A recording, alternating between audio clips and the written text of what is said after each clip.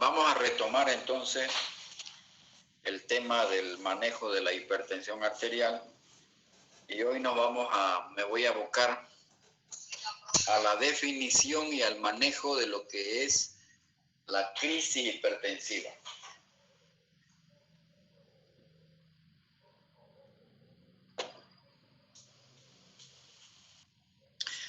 Es muy frecuente que lleguen enfermos a la atención primaria de salud o fundamentalmente a un servicio de emergencia, a un servicio de urgencia, pacientes que están con niveles de presión arterial elevados. No hay que confundir hipertensión no controlada a crisis hipertensiva. Entonces, eso es lo que voy a definir en esta noche, lo que es la crisis hipertensiva.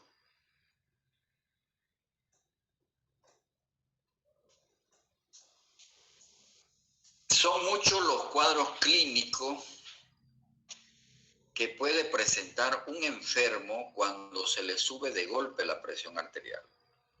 El término crisis quiere decir que el paciente está sintomático, está con una constelación de síntomas y estos síntomas van a depender qué órgano blanco está implicado, es decir, qué órgano blanco es el que está afectado por este aumento súbito de la presión arterial. Las crisis hipertensivas se manifiestan en dos contextos clínicos, es decir, en dos tipos de enfermos. Un paciente puede debutar por primera vez con una crisis hipertensiva y eso es muy grave, tiene más riesgo de morirse porque los órganos blancos no están acostumbrados a un nivel elevado de presión arterial. Y el otro contexto es el paciente que se conoce crónicamente ya enfermo de hipertensión arterial y que por algún motivo no está controlada su hipertensión arterial, de manera que en cualquier momento empieza con un cortejo de síntomas, una constelación de síntomas y signos, por lo tanto se configura el término de crisis hipertensiva. Entonces, el paciente tiene que tener un conjunto de síntomas y signos y sobre la base de ese conjunto de síntomas, la presión arterial está muy elevada. Fíjense que aquí hay varios cuadros clínicos que se catalogan como manifestaciones de crisis hipertensiva. Encefalopatía hipertensiva quiere decir un enfermo que está con los niveles elevados de presión arterial y está con una cefalea intensa, puede convulsionar el paciente, si se le hace un fondo de ojo va a tener un papiledema, si se le hace una tomografía cerebral va a tener edema cerebral. Hay que hacer diagnóstico diferencial de la encefalopatía hipertensiva con un accidente cerebrovascular, fundamentalmente con el diagnóstico de hemorragia intracerebral, porque la cefalea es muy importante en los pacientes que debutan con ACV hemorrágico y con encefalopatía hipertensiva, no así con el accidente cerebrovascular isquémico, que no siempre tienen cefalea los enfermos. Entonces, ese es el cuadro de la encefalopatía hipertensiva. Los diagnósticos jóvenes son primero clínicos. Hay que sospechar la crisis hipertensiva. Por eso es que yo les decía en una clase anterior, lo que define la gravedad de una hipertensión arterial no es el nivel de presión arterial. Es todo ese contexto de síntomas y signos que tiene el enfermo. No hay que mirar solo el manguito, los valores que hay en el manómetro. Hay que hacer un análisis del contexto del enfermo. La disección de aorta tiene una elevada mortalidad. Son enfermos que sufren un dolor en el pecho muy similar al infarto agudo de miocardio, que es el tercer cuadro clínico. Y hay mucho riesgo de que se rompa la aorta, es decir, un aumento súbito de presión, fundamentalmente de la presión sistólica, puede provocar la disección de la aorta. Entonces, estos pacientes son tremendamente graves, su mortalidad es muy elevada. Hay dos tipos de disección aórtica, que eso vamos a ver cuando nos toque abordar otro tema de la cardiología, ya lo vamos a explicar en forma más extensa, pero aquí el paciente está con un dolor en el pecho que puede irradiarse al brazo izquierdo, puede irradiarse a la espalda, simula mucho un infarto agudo de miocardio, y aquí lo que nos va a permitir hacer el diagnóstico diferencial, porque estos enfermos sí o sí tienen dolor del pecho, es el electrocardiograma, una radiografía de tórax o una tomografía de tórax. Porque cuando es una disección de aorta, el electrocardiograma generalmente es normal. En cambio, si fuera un infarto agudo de miocardio, ahí se van a ver las alteraciones características del infarto agudo de miocardio. El otro estudio muy importante para diferenciar un infarto agudo de miocardio de una disección de aorta es la radiografía de tórax. La radiografía de tórax, cuando es una disección de aorta, va a mostrar un mediastino ensanchado. Y bueno, el examen fundamental es la tomografía torácica. Entonces, disección de aorta e infarto agudo de miocardio son dos diagnósticos diferenciales que cursan con dolor en el pecho. El paciente que viene por una crisis hipertensiva, que viene con niveles muy elevados de presión arterial y cursa con dolor del pecho, eso puede ser un infarto agudo de miocardio. Pero ojo, no todos los pacientes con infarto agudo de miocardio debutan en la emergencia con crisis hipertensiva. Yo puedo tener un infarto agudo de miocardio y en vez de tener hipertensión arterial estoy más bien en shock cardiogénico. Entonces, cuando un infarto agudo de miocardio se presenta en el contexto de una crisis hipertensiva, cuando los niveles de presión están altos, eso es una crisis hipertensiva y probablemente el aumento de la presión arterial es por la misma injuria miocárdica. Entonces, no se maneja de la misma forma un infarto agudo de miocardio en un paciente que está hipertenso y en un paciente que está normotenso o más bien hipotenso o en shock.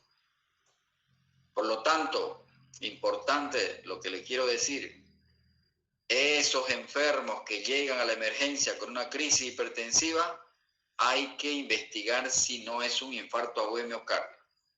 Y el otro es el síndrome coronario agudo, sin elevación del ST, que esto vamos a ver en infarto.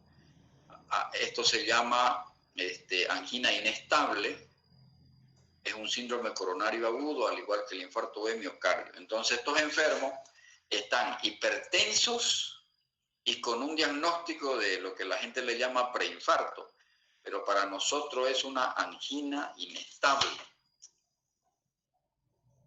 Entonces, manejar ese paciente es bastante complicado también. Yo tengo que darle drogas para la hipertensión arterial y droga para la isquemia miocárdica.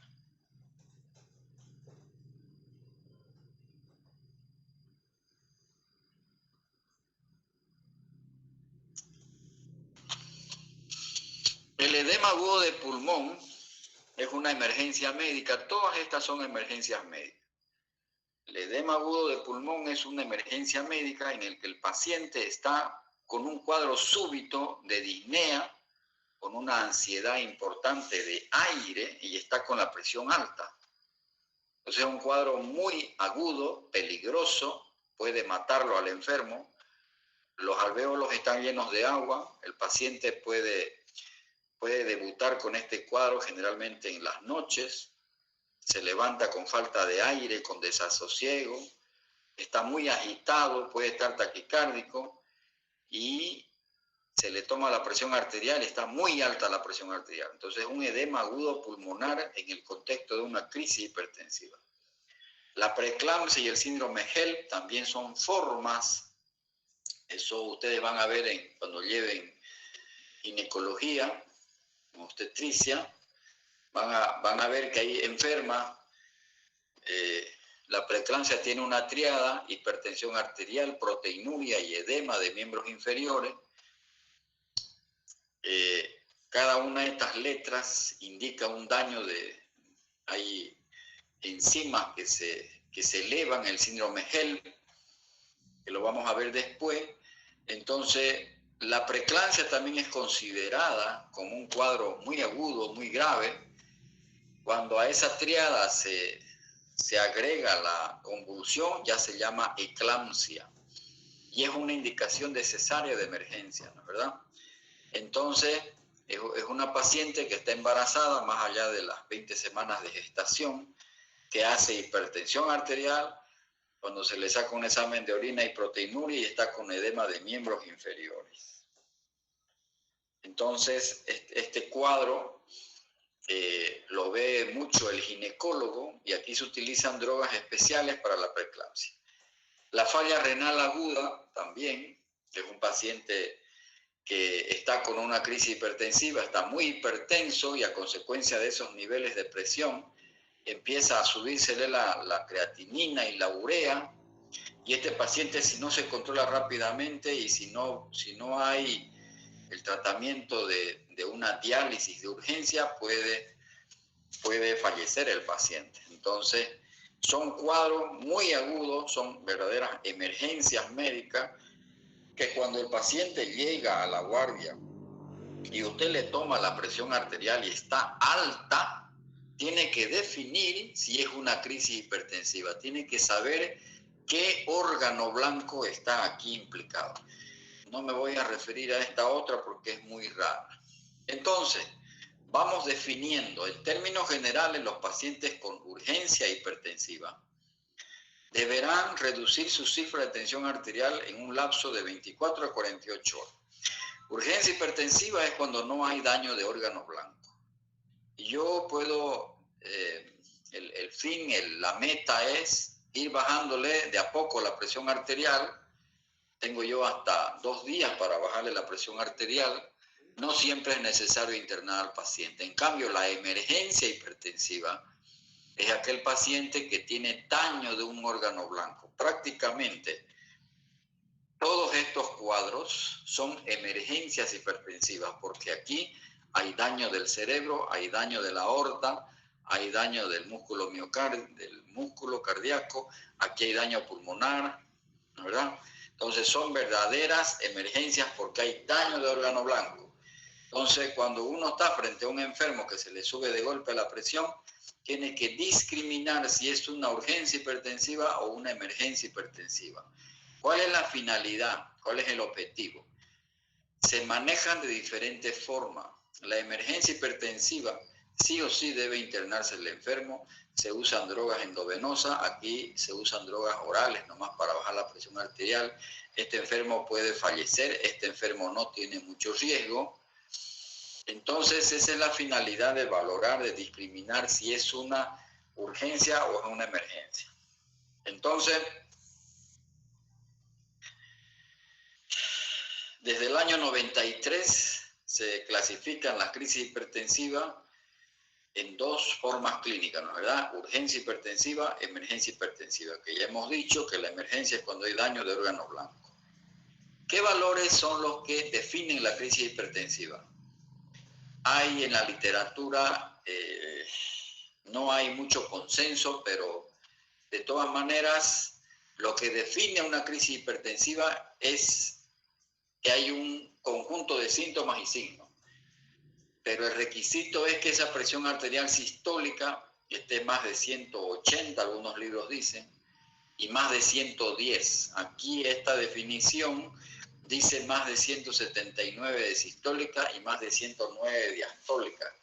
Pero si yo tengo un paciente que viene con mucha cefalea y tiene 170 de sistólica y 100 de diastólica, de igual forma tengo que catalogarla como una crisis hipertensiva, porque está sintomático el enfermo. Entonces, lo importante es saber si está sintomático el enfermo.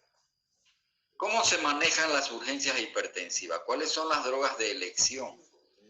Las drogas de elección son el captopril. El captopril es un IECA. Se debe dar 25 miligramos sublingual. Ustedes saben que la vía de administración sublingual tiene la ventaja que no pasa por el hígado, directamente va por el territorio venoso hasta pasando por aurícula derecha, ventrículo derecho. Entonces obvia la circulación hepática, enterohepática. Simultáneamente que yo doy la vía sublingual, yo debo decirle al enfermo que trague 25 miligramos. 25 miligramos sublingual y 25 miligramos vía oral. Hay que esperar que se deshaga los 25 miligramos debajo de la lengua. Cuando eso ocurre, hay que darle los otros 25 miligramos, ¿ya? Para que trague el enfermo. El efecto es muy rápido, a los 30 minutos ya uno espera que la presión arterial vaya bajando. El problema es que si yo solamente doy la vía sublingual, después de los 30 minutos otra vez recrudece la presión arterial. Entonces eso es mal protocolo. Lo correcto es, puedo dar 25, puedo dar 50. Pero generalmente se aconseja 25 miligramos sublingual y despuesito otros 25 miligramos ya para que trague.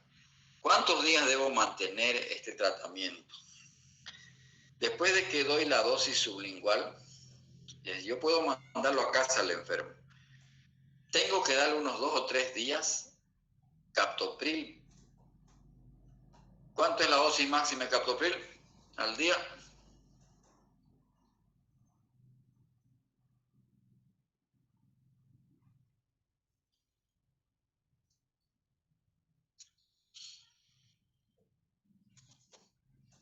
Aplazados, no saben, no han leído, ¿no? ¿Cuánto es la dosis máxima de captopril al día? 150.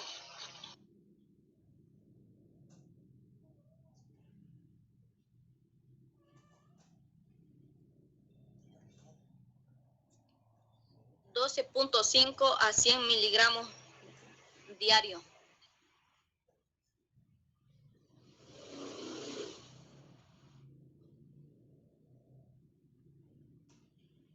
$150 al día, doctor.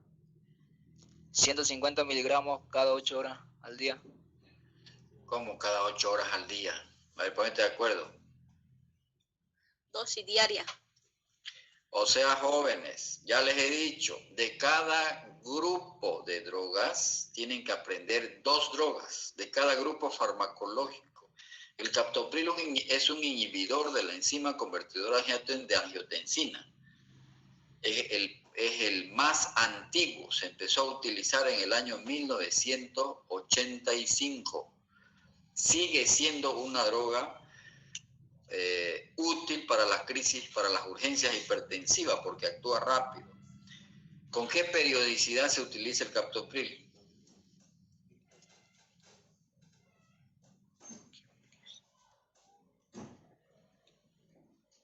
¿Cada cuánto debe darse? Cada 8 horas, doctora. Cada 8 horas.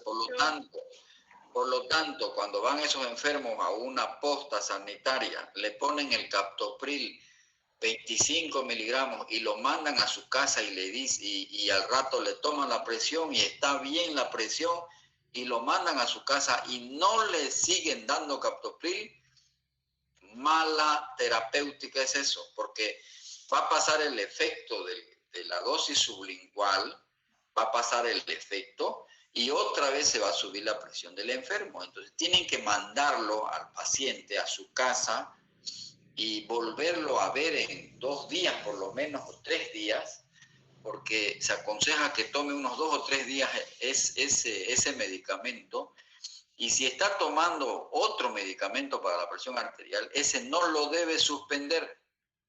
Es un error del médico que indicarle que lo suspende el que estaba tomando sobre pretexto que está alta la presión. Hay que mantenerlo el que tomaba y se le agrega el captopril. Entonces, tienen que saber cuál es la farmacocinética y la farmacodinamia del captopril. Es una droga que ustedes la van a necesitar siempre porque hay mucho problema de presión arterial, muchos enfermos van a la atención primaria de salud o a la emergencia con crisis hipertensiva. Entonces, hay que darle al enfermo por 2 o 3 días captopril, la dosis máxima. ¿Cuánto es la dosis máxima de captopril? Al día. 150. ¿Cuánto? 150 miligramos. 150 miligramos. Los comprimidos vienen de 25 y de 50.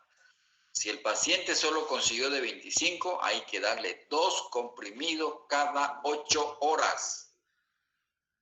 Voy a ser exigente en farmacocinética y en farmacodinámica de las drogas, jóvenes.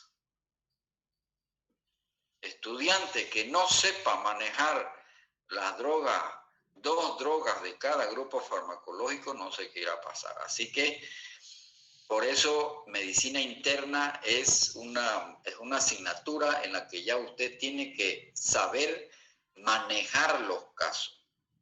Es decir, tiene que hacer diagnóstico y saber manejar, saber tratar a un enfermo. Entonces, tiene usted que leer farmacología.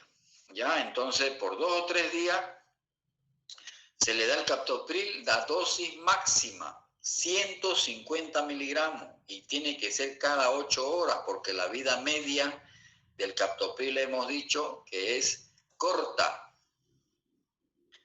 Ok. Cuando vuelva ese enfermo, yo tengo que evaluarlo. Si yo soy su médico de cabecera, pues puedo seguir manejándolo, pero si yo no me siento capaz, tengo que referirlo, y si yo soy médico general, tengo que referirlo o al internista o al cardiólogo. La cuestión es que yo tengo que cumplir la meta de que la presión arterial sea menor de 140/90, ¿verdad? La otra droga que uno puede utilizar en las emergencias, en la urgencia hipertensiva, es el amlodipino. ¿A qué tipo de droga pertenece la amlodipina?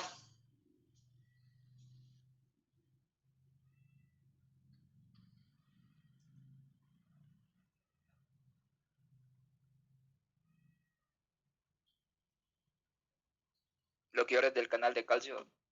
Es un bloqueador de los canales del calcio. ¿De cuánto viene la amlodipina? ¿Cuál es la presentación?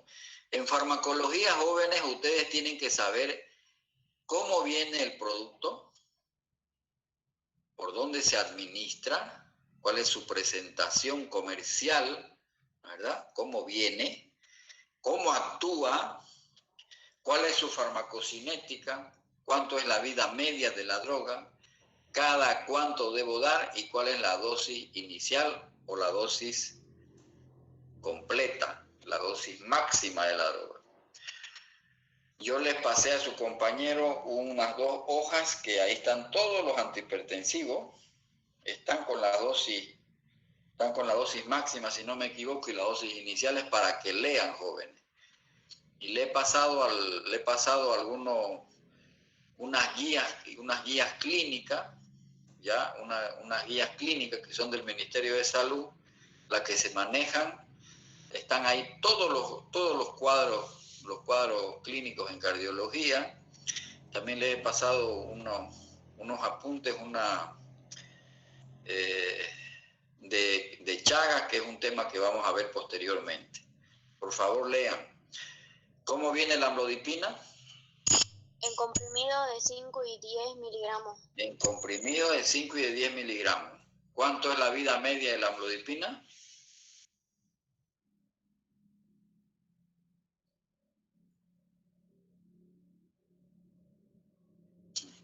Este lo dan cada 8 horas, ¿no ves? ¿Y qué pasa si yo amlodipina doy cada 8 horas?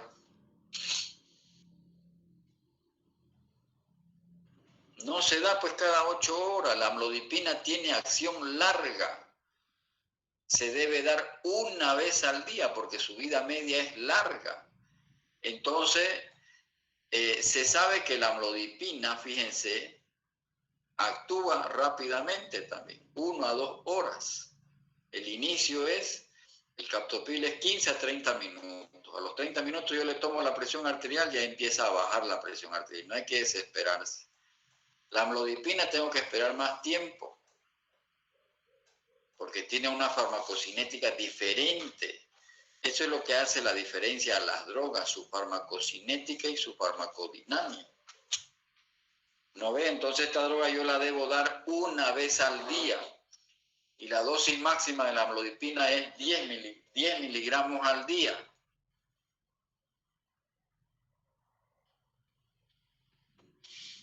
La clonidina no existe, no van a encontrar en el comercio ustedes.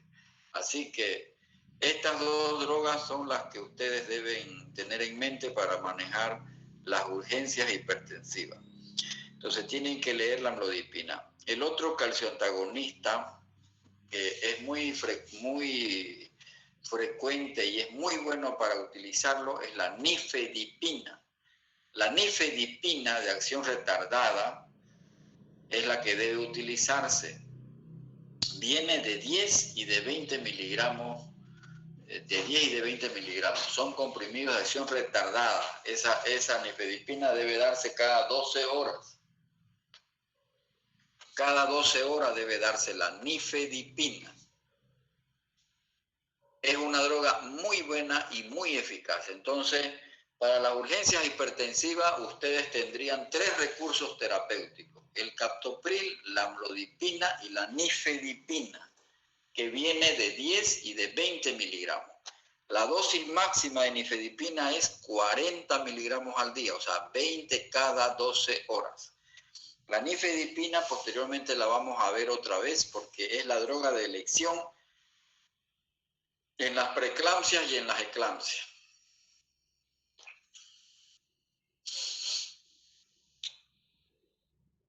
¿Okay? ¿Estamos o no estamos?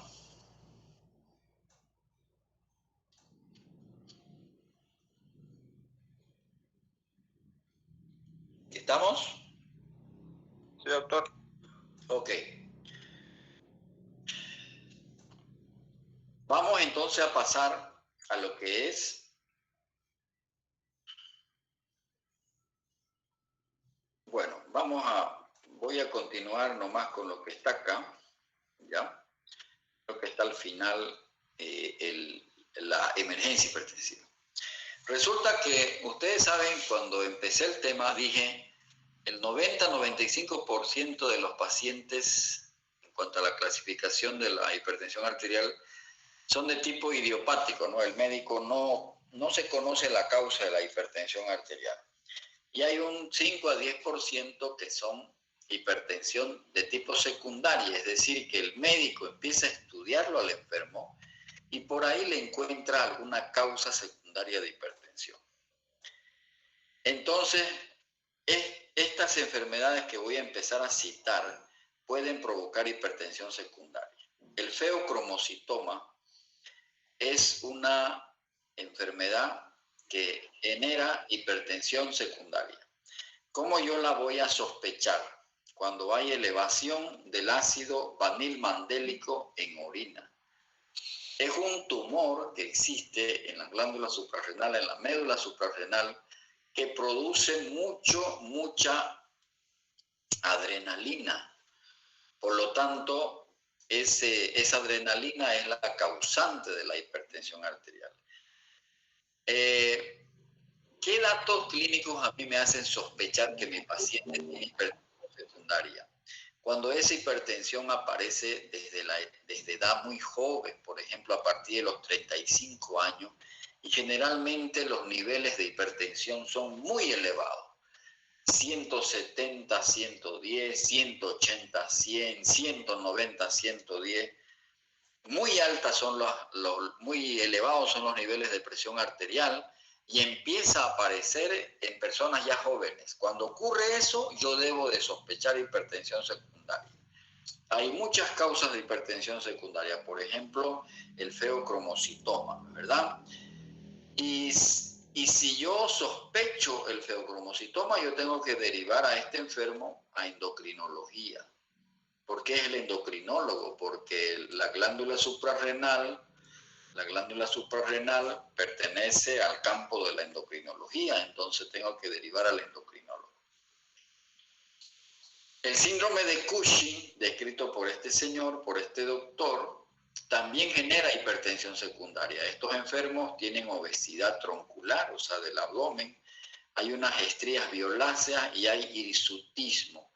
El síndrome de Cushing también está asociado a hipertensión y es de tipo secundaria, porque el endocrinólogo lo va a estudiar bien al enfermo y va a detectar el problema, porque esto también es por un problema tumoral, entonces le va a dar solución y se va a acabar la hipertensión arterial. Entonces fíjense ustedes cómo el manejo de la hipertensión arterial no es el manejo del manguito, de los niveles de presión arterial, es manejo del paciente.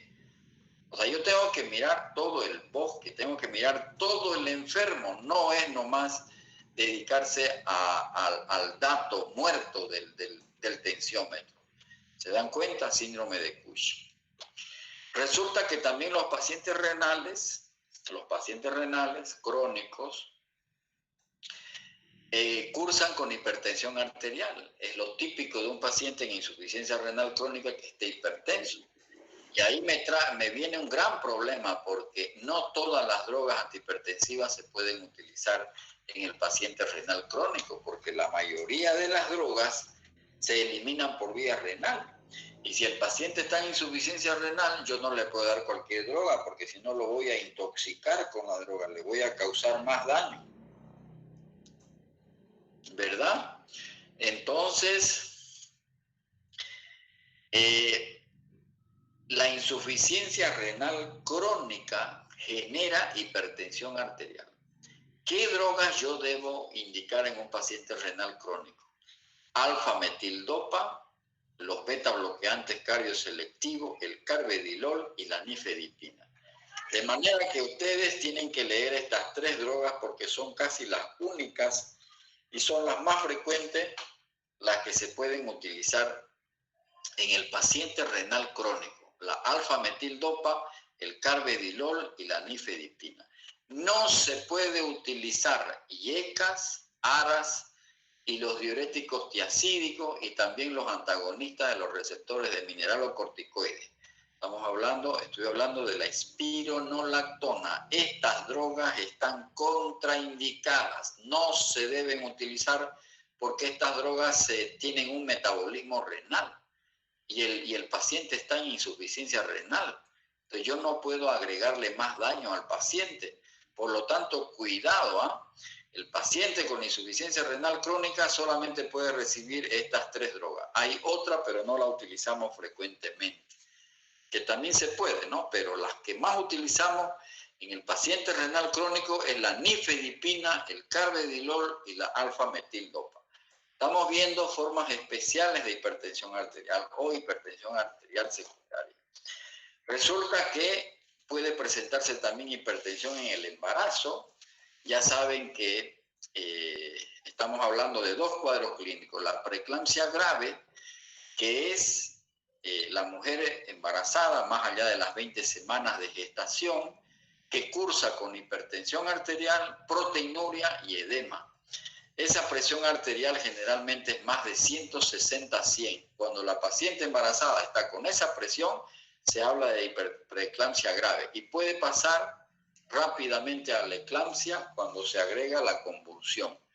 Y esto tiene que operar rápidamente el ginecólogo para salvar el binomio madre-niño, ¿no es verdad? Porque si se deja, lo que hay que hacer es interrumpir el embarazo, porque si se deja, corre riesgo la madre, puede hacer, por los niveles de presión, un accidente cerebrovascular hemorrágico, o puede hacer un síndrome HELP o una insuficiencia renal aguda. Entonces, ¿cuáles son las drogas que pueden utilizarse en el embarazo? Aquí también están contraindicados los IECA, los ARA y los diuréticos. Las drogas que yo puedo utilizar en la hipertensión del embarazo son la alfa-metildopa, la nifedipina y la hidralazina. Por lo tanto, jóvenes, estas tres drogas me las van a leer ustedes, porque estas drogas las van a ver ustedes todo el tiempo cuando estén haciendo su internado en la maternidad, porque hay mucho problema de preeclampsia y eclampsia. Estas drogas tienen que saber cómo vienen, ¿no es verdad? La alfa-metildopa viene de 250 miligramos y de 500 miligramos. ¿Cómo debe utilizarse? Cada 8 horas. La dosis máxima es 3 gramos por día. La nifedipina viene de 10 y viene de 20. Debe utilizarse cada 12 horas. La nifedipina tiene un gran problema que produce mucha taquicardia y enrojece la cara y produce dolor de cabeza. La alfa-metildopa tiene un problema también, un efecto colateral. Produce mucha depresión, es decir, lo seda al enfermo y está asociada a bradicardia. Nunca se olviden que cuando ustedes van a prescribir un medicamento tienen que saber los efectos colaterales. Entonces la alfa-metildopa, la nifedipina y la hidralazina, que vienen comprimidos de 50 miligramos, este es un vasodilatador arteriolar directo, es muy utilizado en la preeclampsia y en la eclampsia. Entonces estas tres drogas ustedes tienen que leerlas. La alfa-metildopa es de acción central, la nifedipina es un bloqueante de los canales del calcio y la hidralazina es un vasodilatador arteriolar directo. Entonces, si yo dejo una paciente con preeclampsia grave y con eclampsia, el riesgo es de accidente cerebrovascular hemorrágico y el síndrome HELP, que ustedes van a ver en ginecología. Hipertensión del embarazo es otra forma especial de hipertensión. ¿Estamos? Un breve descanso. Está bien, doctor.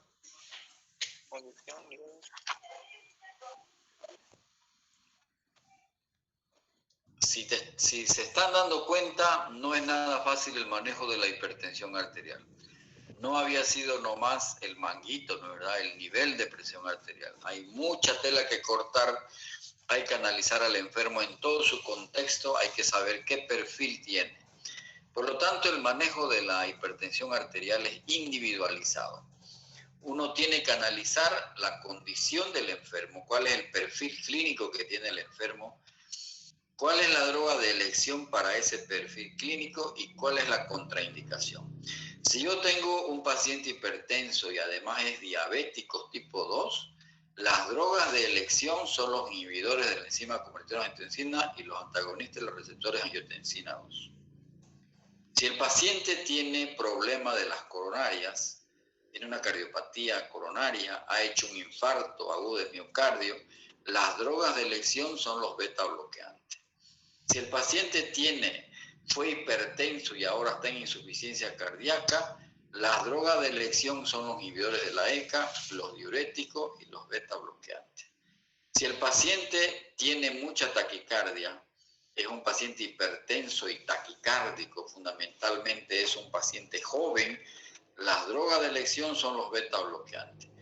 Si el paciente tiene, además de la hipertensión e insuficiencia renal, droga de elección son los diuréticos, pero de ASA, no el diurético tiazídico. El único diurético que puede utilizarse en la insuficiencia renal es el diurético de ASA, sea furosemida, sea la bumetanida.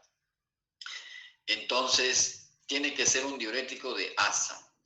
Los IECAS y los ARA no se recomiendan y están contraindicados los ahorradores de potasio porque el paciente en insuficiencia renal tiende a retener potasio. Los beta bloqueantes están contraindicados en el paciente que es hipertenso y que además tiene broncoespasmo. ¿Por qué? Porque los beta bloqueantes producen broncoconstricción. Si la paciente está embarazada, la droga de elección es la alfa-metildopa, ya lo comenté eso, la hidralazina o la nifedipina. No se debe utilizar en el embarazo los IECA y los ARA. Si el paciente es un varón de 60 años que además de hipertensión tiene hiperplasia prostática benigna, las drogas de elección son los alfa bloqueantes. Alfa bloqueantes. Fíjense en ese hexágono, ahí están los alfa bloqueantes. Y en esas dos hojas que le di, ahí están los alfa bloqueantes. Fíjense que en la hipertensión hay un grupo de drogas, un grupo farmacológico. Inhibidores de la ECA, antagonistas, receptores de angiotensina, beta bloqueantes, diuréticos, bloqueantes de los canales del calcio que no hay acá, y antihipertensivos de acción central. ¿No es verdad? Entonces, para tratar a un paciente hipertenso, yo tengo que ver el perfil clínico. La norma dice que lo importante en el manejo de la hipertensión arterial es que el paciente se adhiera al tratamiento, se apegue al tratamiento, porque si no se apega al tratamiento va a fracasar. Cuando no se cumple la meta, cuando yo no logro que los niveles de presión arterial estén menores a 140/90, ¿qué es lo que debo hacer? Agrego una droga, no la suspendo la que recibe el enfermo. Es un error del médico cuando recibe a un enfermo y viene con la historia de que ya tiene hipertensión de muchos años y está tomando tal o cual droga. No es conveniente quitársela la droga, a no ser que tenga un efecto colateral, que ya esté con efecto colateral. Si está tomando una droga, hay que cerciorarse si está con la dosis máxima. No podemos retirar una droga diciendo de que no le hace efecto si no está con la dosis máxima. Por esa razón es importantísimo y es un requisito que yo como médico sepa cuál es la dosis máxima de la droga. Y yo voy a ser, como les he dicho, exigente en eso. Ustedes tienen que saber al dedillo cuánto es la dosis máxima de la droga. Porque los casos clínicos que yo pregunto en el examen son casos clínicos y ahí va a decir la dosis que está tomando. Por lo tanto, si usted no sabe cuál es la dosis máxima, no puede retirarla la droga, porque por ahí está hipertenso el enfermo porque no está recibiendo la dosis adecuada.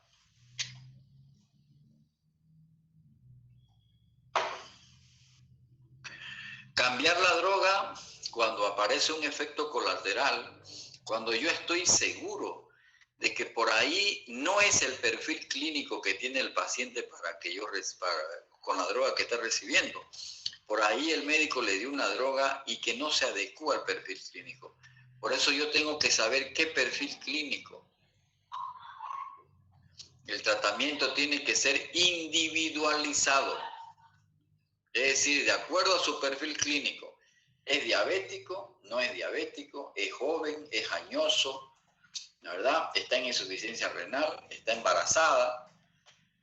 Y no se olviden que siempre hay que llegar a la dosis máxima. Entonces hay que ir aumentando las dosis hasta llegar a la dosis máxima.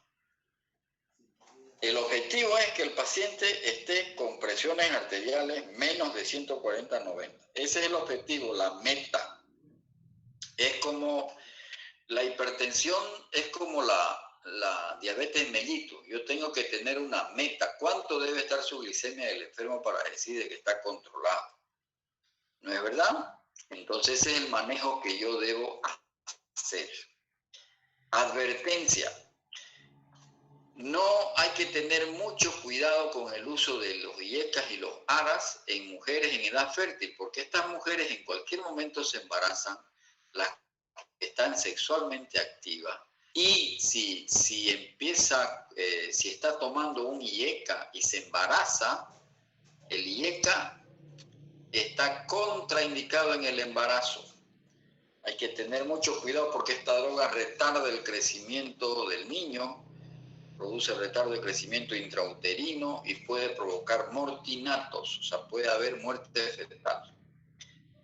Resulta que hay combinaciones que se pueden hacer. Hay combinaciones que se pueden hacer y hay combinaciones que no se deben hacer. Los beta bloqueantes se pueden asociar a los diuréticos, es decir, los diuréticos se pueden asociar, fíjense, a los beta bloqueantes, a los IECA y a los ARA. Cuando yo estoy hablando de diurético, casi exclusivamente me estoy refiriendo a la hidroclorotiazida, aunque ya les he dicho de que la mayor parte de los estudios, grandes estudios, metaanálisis que se han hecho, no se hicieron con la hidroclorotiazida, se hicieron con la clortalidona. Pero la clortalidona no la tenemos, particularmente en Montero, muy difícil encontrar clortalidona. Por lo tanto, cuando yo hablo de diurético, me estoy refiriendo exclusivamente a la hidroclorotiazida, que es un diurético tiazídico. Los beta bloqueantes con los canales del calcio también se asocian, es una combinación preferida, y también los IECA se pueden asociar con los calcio antagonistas. Cuando hablo de calcio antagonista, el único que se puede utilizar asociado es la amlodipino, la amlodipina. No hay nifedipina para asociar a beta bloqueante ni a IECA. El calcio antagonista que se asocia es la amlodipina. La coartación de la aorta es una causa de hipertensión arterial de tipo secundario. Generalmente, o sea, esto es una cardiopatía congénita. Aquí hay un estrechamiento de la aorta distal al nacimiento de la subclavia izquierda. Y esto se presenta muy interesante en los niños. Se acompaña de un soplo mesosistólico en arteria pulmonar. No hay pulso femoral y hay un retardo del pulso a nivel del pulso radial. Y la hipertensión detectada, es decir, hay hipertensión en los miembros superiores y hay normotensión en las piernas. Muy interesante esto, la coartación de la aorta. Entonces, es una cardiopatía congénita que cursa con hipertensión en etapa infantil.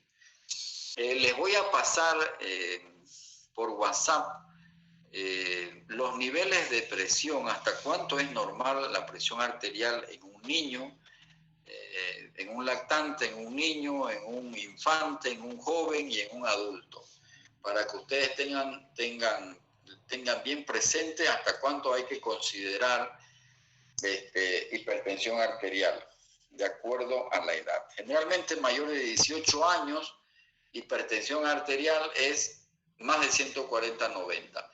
Pero menos de 18 años uno tiene que saber, porque usted va a atender niños, puede atender un infante de 10 años, le toma la presión, y usted tiene que saber cuánto es la presión esperada para un niño de 10 años.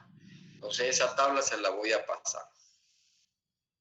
Resulta que hay pacientes hipertensos que, a pesar de estar tomando 2 o 3 antihipertensivos, siguen con presiones más de 140/90. Esa situación se llama hipertensión refractaria. Cuando yo tengo un enfermo que viene a la consulta y me dice: doctor, estoy tomando 3 drogas para la presión, oiga, y mi presión sigue alta, ¿qué debo hacer, doctor?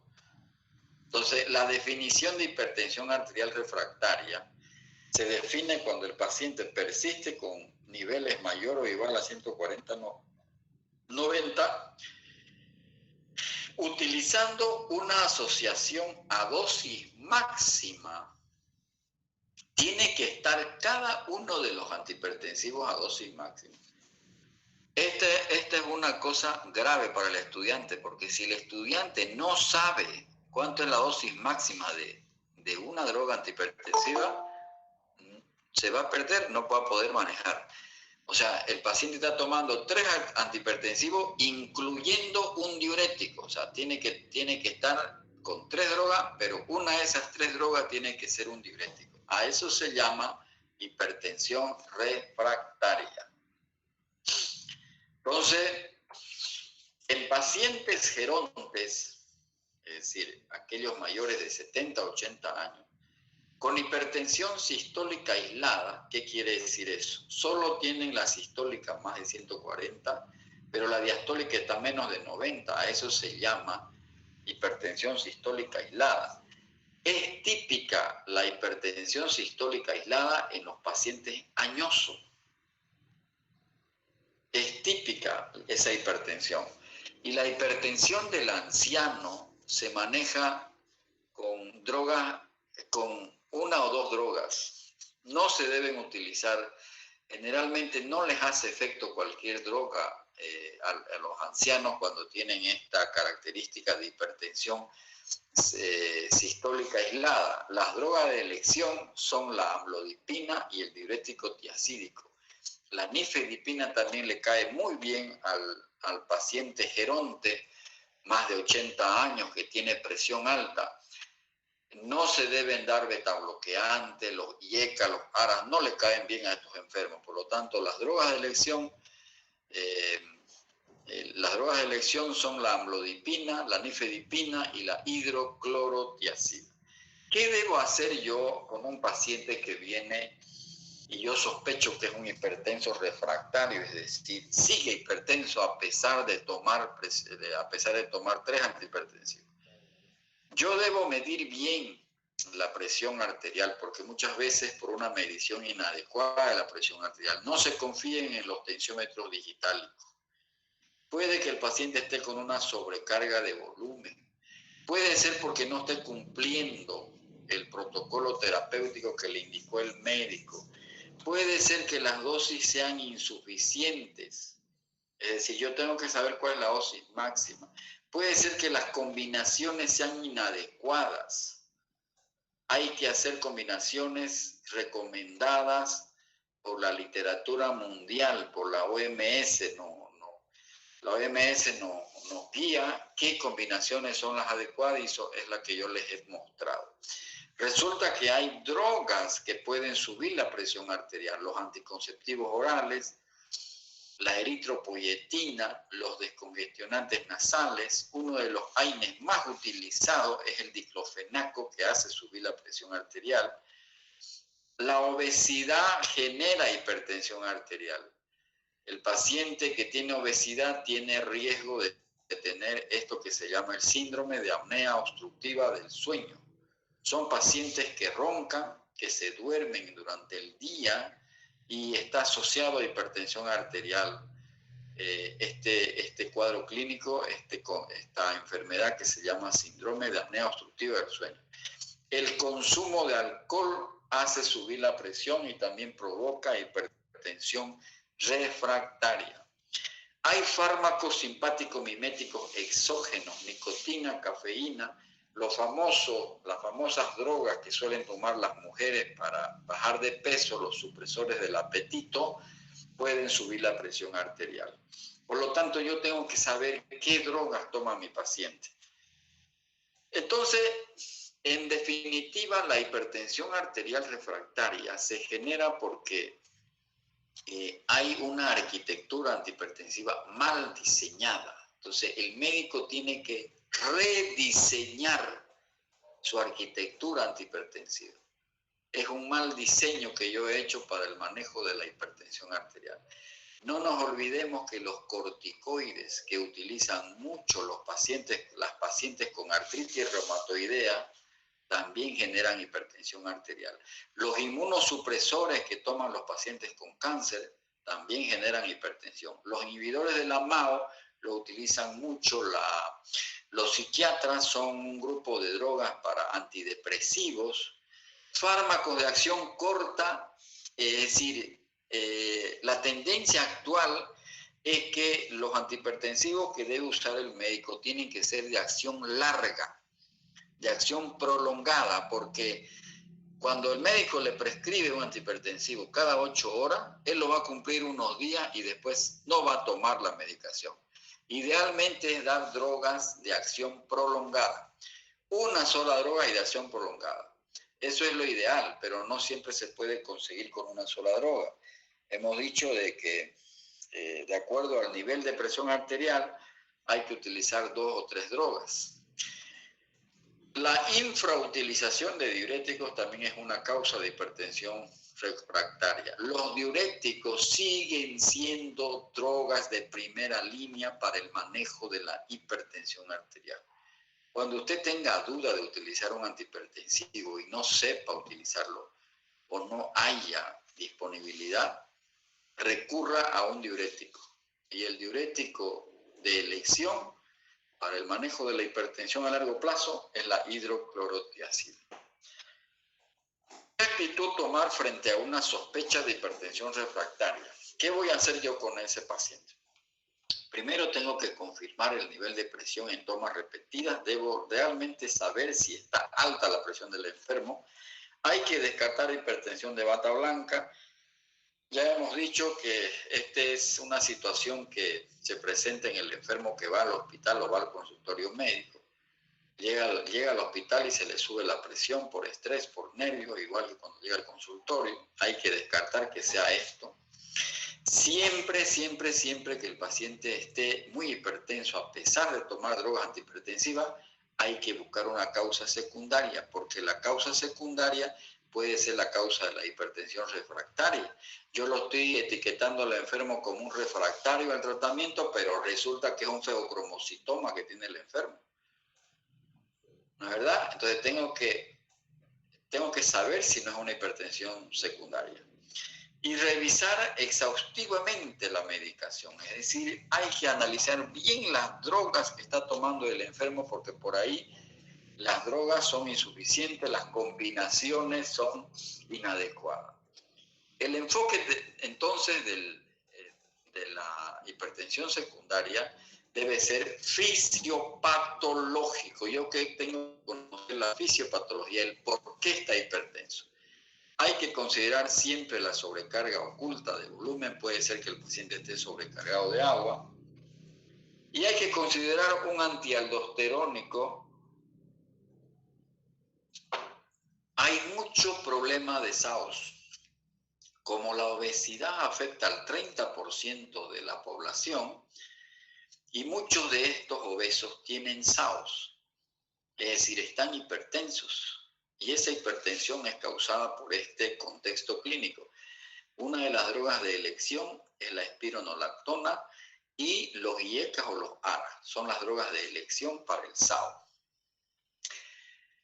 Hay que prescribir antihipertensivos con diferentes mecanismos de acción. Es decir, esto quiere decir que yo tengo que tener mucho cuidado en la combinación de los antihipertensivos, porque si yo estoy dando dos antihipertensivos y tienen el mismo mecanismo de acción, entonces me va a fallar. No me va a responder el paciente porque estoy atacando a un solo mecanismo de hipertensión y por ahí hay 2 o 3 mecanismos fisiopatológicos que están generando la hipertensión. Hay que considerar un diurético antialdosterónico.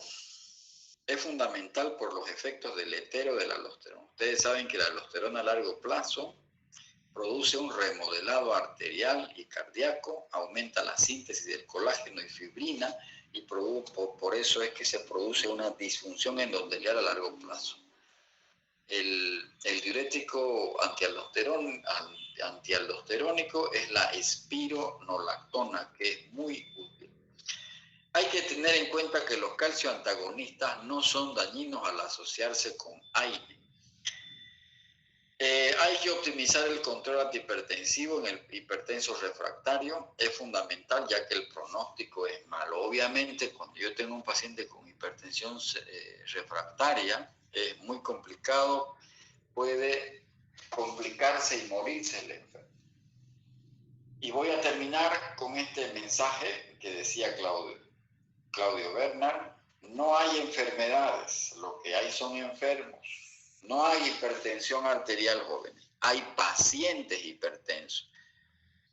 Uno a veces se enfoca en los niveles de presión arterial y descuida al perfil del enfermo. O sea, yo tengo que mirar al enfermo hipertenso, no al hipertenso. No es mirar nomás el manguito. Yo tengo que abocarme a la al al paciente hipertenso. ¿Ok? ¿Alguna pregunta?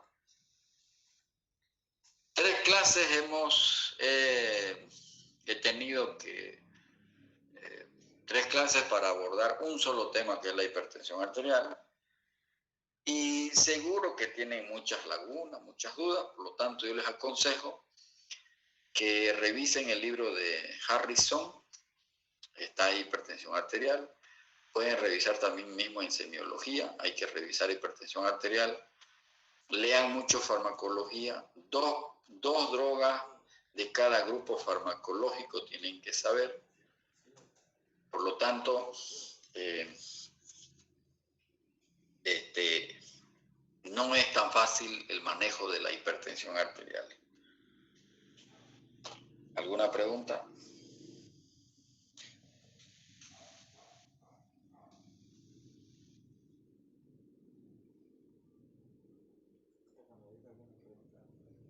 Doctor, ¿cuál era la triada de la preeclampsia? Único que era hipertensión, proteinuria y ¿qué más? Edema de miembros inferiores. En una mujer embarazada con historia de más de 20 semanas de gestación. O sea, el requisito es que esa hipertensión se haya detectado después de las 20 semanas de gestación, después de los 5 meses. Porque si la hipertensión aparece antes de los 5 meses, eso no es preeclampsia. Puede ser nomás una hipertensión previa que tenía el enfermo. Para decir preeclampsia, tiene que ser en la detección de la hipertensión después de las 20 semanas de gestación. Y para un feocromocitoma sería una hipertensión secundaria y en paciente joven de 30 años, ¿no? Sí, generalmente se ven pacientes jóvenes. Muchas gracias, doctor.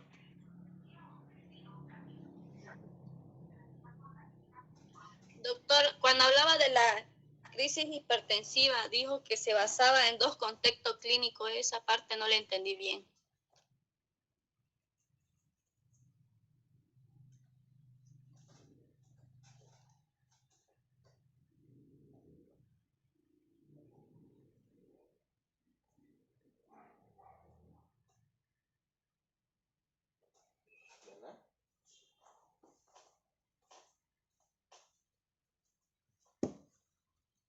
Hipertensivas se presentan en 2 contextos clínicos.